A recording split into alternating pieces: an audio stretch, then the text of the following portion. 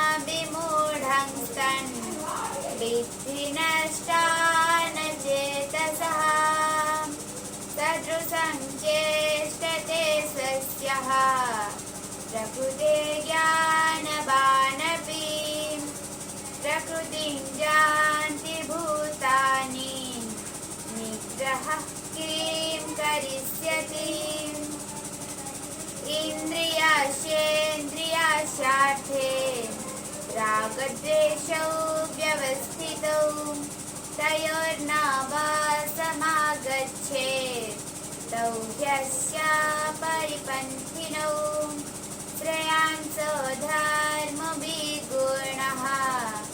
परधर्मात् स्वनुष्ठितात् स्वधर्मे निधनं श्रेयः परधर्मो भयावहः अर्जुन उवाच अथ केन प्रयुक्तोऽयं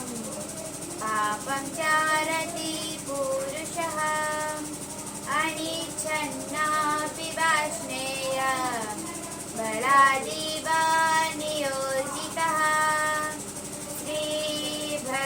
श्रीभगवानुवाच काम एषा क्रोध एषा रजोगुणसमुद्भवः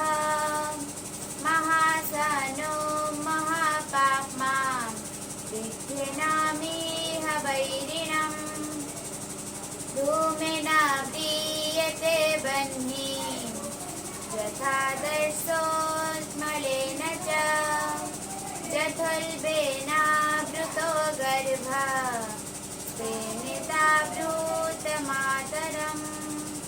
आवृतं ज्ञानमेतेन ज्ञानिनो नित्यवैरिणा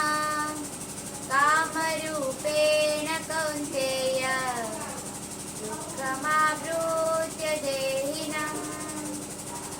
इन्द्रियाणि मनोबुद्धि रस्यधिष्ठानमुच्यते एतैर्विमोहयत्येष ज्ञानमावृत्य देहिनम् तस्मात् त्वमिन्द्रियाण्यादौ नियम्य भरतर्षभ पाप्मनं प्रजह्येनं ज्ञानविज्ञाननाशनम् इन्द्रियाणि पराण्याहुः इन्द्रियेभ्यः परं मनः मनसस्तु परा बुद्धिः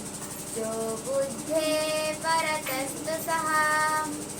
एवं बुद्धेः परं बुद्ध्वा संस्तभ्यात्मानमात्मना जहि शत्रुं महाबाहो कामरूपं दुरासदम्